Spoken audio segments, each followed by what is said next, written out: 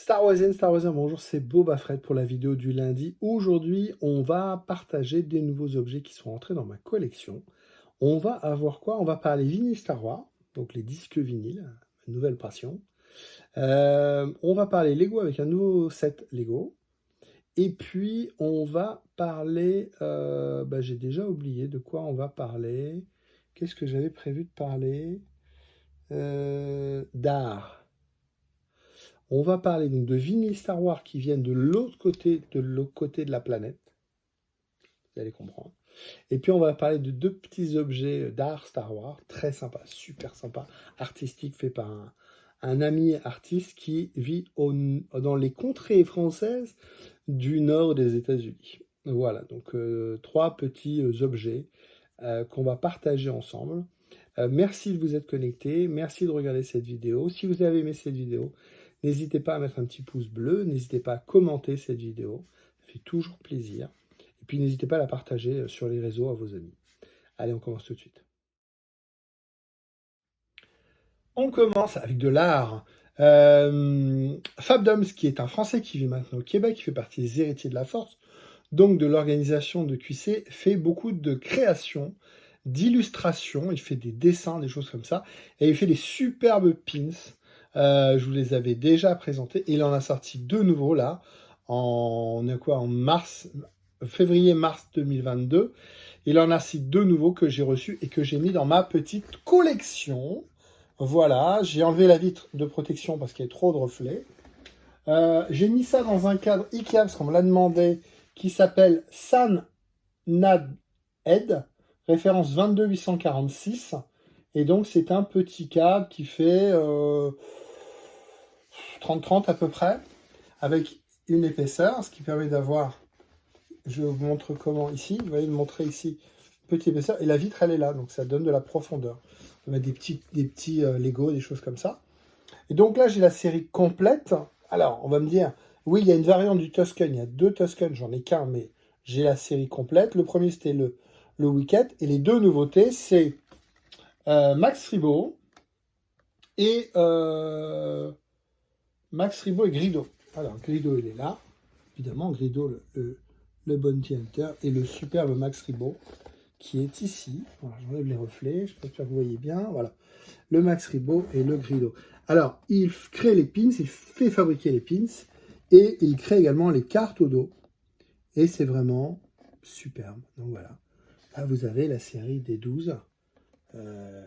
Complet, le Tusken, le Jawa, le Grido, comment il s'appelle, le musicien, je sais plus, le musicien, Akbar Ige, Bosque, le Wampa, voilà, donc Nimnum et le Gamo. Et il fait également des stickers, des petits stickers. Alors, les pins sont très peu chers, c'est 8-9 euros. Les stickers, ils sont là, ils sont géniaux. C'est le même dessin. Ils sont géniaux, voilà, vous avez le petit Wicket avec un pilote, le petit Niamnum, le petit voilà, Farbindan, comment il s'appelle comment il s'appelle le musicien, je ne me rappelle plus. Le Jawa. Donc le Max, c'est la nouveauté, il est énorme. Par rapport au Jawa, il est vachement gros. L'Akbar, j'adore sa tête en train de grognoncher là. Comment je fais là. Et puis on a Bosque, pareil, qui grogne, qui est pas content. Et le Grido. Grido, c'est jamais si rigole ou quoi. Donc voilà, et le Wampa qui est gros aussi. Très sympa. Donc avec un effet satin, impression satin, c'est super sympa, j'adore ce qu'il fait. Donc là, Fabrice, c'est top, top, top, top, top. Voilà, son petit logo, sa petite carte. Merci Fabrice. Merci, moi je te fais confiance, et toi tu nous fais de très belles choses.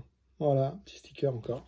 Merci à toi pour ton sérieux, pour la qualité de tes produits et la rapidité, parce que on reçoit ça très rapidement du Québec. Franchement, un pin, c'est à 10 euros. Franchement, c'est un super prix. C'est vraiment super sympa. On continue. Est-ce que je vous ai déjà parlé de ma passion pour les mini-figurines Lego Star Wars? J'en ai beaucoup. Et il y a un petit set qui fait plaisir aux fans. C'est le set qui s'appelle l'Attaque des Dark Troopers, qui est donc dans la série The Mandalorian, à la fin de la saison 2, avec l'apparition de Jean-Luc, de Maître Luke. Ah, j'ai tout démonté, je le remonte. L'apparition de Luke Skywalker à la fin de la série, et il vient rechercher Grogu. Donc, tout fait en CGI.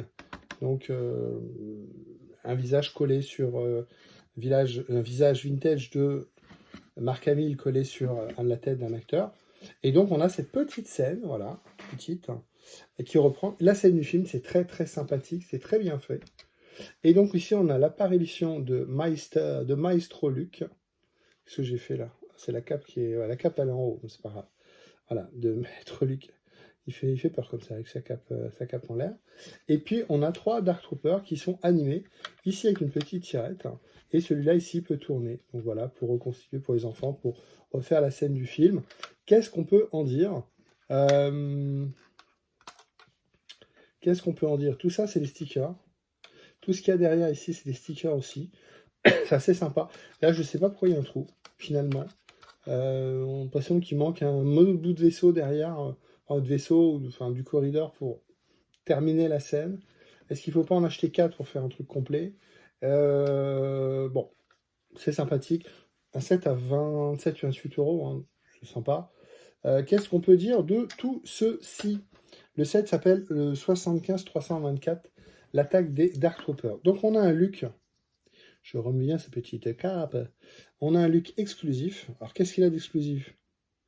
C'est l'ensemble, capuche, tête, sabre vert, main noire et tunique qui est spécifique. Je pense que la tête a 2 têtes de face. Elle a un petit sourire narquois ici, et puis une tête un petit peu plus pincée, un petit peu plus tristoun, voilà. Anxieux, on va dire même. Donc voilà, figurine pas folle, mais figurine qui reste quand même exclusif à ce set. Et puis on a une petite déception, c'est au niveau des Dark Troopers, parce qu'on a 3 fois le même. Je trouve ça un petit peu dommage qu'il n'y ait pas, qu'il y ait 2 fois le même, ok, mais qu'il n'y ait pas un 3e qui pourrait être un officier. Alors dans le film, c'est une A6 ou 8, on voit que c'est une armée, c'est les mêmes. Il aurait été sympa d'en faire soit un avec un impact ou avec des grades pour faire un officier ou un gradé, mais peut-être certains, un avec des impacts, une autre impression pour avoir au moins 2 Dark Troopers différents. On a 3 fois le même. Le Dark Trooper, c'est ça. Alors, il est fait comment? Il est fait comme ceci, avec une tête, avec des yeux rouges, et puis une mangeoire ici imprimée en gris. Et puis le casque, il est troué, vous voyez, juste injecté, noir. Et quand vous mettez le casque sur la tête, vous voyez les yeux rouges par en dessous. Voilà. En termes de construction, le Dark Trooper, qui est un gros Stormtrooper, c'est un peu comme les Warhammer, il a une épaulette épaisse qui lui donne ce côté massif, sur un Lego évidemment. Alors, Dave Filoni et Favreau, qui sont les showrunners des séries Disney Star Wars, donc en particulier de The Mandalorian saison 2. Voilà. On fait plaisir aux fans en mettant des Dark Troopers. Parce que quand vous êtes des vieux comme moi, Dark Troopers, ça vous parle. Je vais mettre la petite photo ici. Il y a une série de blisters qui s'appelait Expand of the Universe, donc l'univers étendu de Star Wars, où on avait des Space Troopers blancs et on avait des Dark Troopers gris. Là, ils ont repris des Dark Troopers noirs dans l'idée un peu des Death Troopers de Rogue One. C'est super sympa. C'est un nom qui sonne bien. Stormtrooper, Dark Trooper, Death Trooper. Donc c'est des noms qui sonnent bien. Et donc effectivement, ce côté super Stormtrooper bodybuildé, on a déjà connu ça à travers les Space Troopers et les Dark Troopers. Alors pas en noir, voilà. Donc c'est super sympa dans ce petit set. Ce qui est un petit peu dommage, c'est le côté, voilà, c'est 3 fois le même. On continue. Je vous ai déjà parlé de ma nouvelle passion autour de Star Wars, autour des vinyles. Ma fille m'a trouvé ça. Alors, m'a trouvé ça. J'ai vu sur Facebook que des gens avaient trouvé ça chez Gibert, donc dans le 5e arrondissement de Paris. J'ai demandé à ma fille d'y aller. Elle m'a dit, c'est énorme. J'ai Gibert. Et j'avais pas vu que Gibert, en sous-sol, il y avait que des vinyles. C'est un truc de dingue. J'y étais quelques semaines après, il n'y en avait plus. J'ai demandé de me l'acheter. Elle l'a trouvé. C'est un peu cher. Ça vaut 60 €. C'est un import japonais. Voilà. C'est une réédition 2018-2021. Ah, y a pas de, ça ne s'ouvre pas, il n'y a rien, il y a pas de volet. C'est très joli, par contre, c'est très graphique avec cette bannière ici japonaise. Le dessin est sublime. Voilà, marqué en japonais. Et puis à l'intérieur, on a deux disques qui sont très classiques, qui sont noirs. Donc tout se joue au niveau de la... Voilà, hop, le disque tout noir, vous le voyez comme moi. Voilà. Le disque tout noir. Hop, petit papier japonais. Donc ce qui est très joli, c'est vraiment le graphisme. Et donc, si on a du Star Wars japonais, il faut le reste, quoi. Et j'ai trouvé, j'ai pas trouvé le retour encore, ce sera l'occasion d'une autre vidéo, j'ai trouvé l'Empire en pressage japonais. Sauf que la différence de celui-là, c'est que c'est pas une réédition. Celui-là, c'est un 80. C'est un 80, voilà, donc japonais. Celui-là, il s'ouvre, si je ne me trompe pas, voilà. Vous avez ici un petit livret amovible en japonais.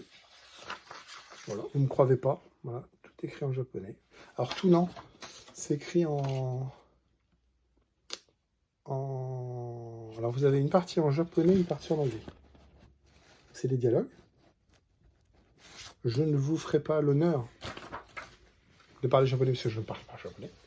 Et à l'intérieur, il y a encore un petit encart, on va dire. Et ça, c'est sublime. Alors déjà, là, on est sur un dessin très sympa, que j'avais jamais vu. Alors la scène, oui, mais pas le dessin. La bannière ici japonais, qui est juste rajoutée. Et à l'intérieur, on a, ici en japonais, bah ça fait... Ah non, c'est la bannière ici. Donc on retrouve ici en papier, ici en japonais. Et puis à l'intérieur, on a les photos du film, que je trouve super. Et à l'arrière, vous avez le Empire Strike Back. Et par contre, je crois que tout ce qu'il y a à l'intérieur, c'est la même chose que la version américaine. Ils ont juste rajouté ça, en papier. Et ils ont rajouté les encarts. C'est très, très... C'est vintage. J'en mets devant, comme ça, c'est mieux. Voilà, c'est vintage. C'est vintage et c'est joli. J'adore le Japon. J'ai eu la chance d'y aller. J'adore l'iconographie japonaise. J'adore les typos, les marquages, leur art. Et je cherche le retour du Jedi, comme ça, avec la petite bannière japonaise. De vinyle, j'en ai reçu d'autres. J'en ai acheté d'autres. Reçu, pas gratuit tout ça. J'en ai acheté d'autres. Je vous présenterai dans d'autres vidéos. Des vinyles sympas. Et d'autres encore qui arrivent. Merci à vous d'avoir suivi cette review jusqu'au bout. On a fini pour aujourd'hui. On a fait des objets sympathiques, je pense. Pour étendre un petit peu ma collection et vous faire découvrir surtout l'étendue des possibles de la collection Star Wars. Vous avez vu avec pas mal de petites choses, des jouets, des objets de collection, enfin des jouets, des objets artistiques, et puis des objets de collection à travers les vinyles. N'hésitez pas à laisser un petit pouce bleu, n'hésitez pas à mettre un petit commentaire. Merci à vous et rendez-vous la semaine prochaine.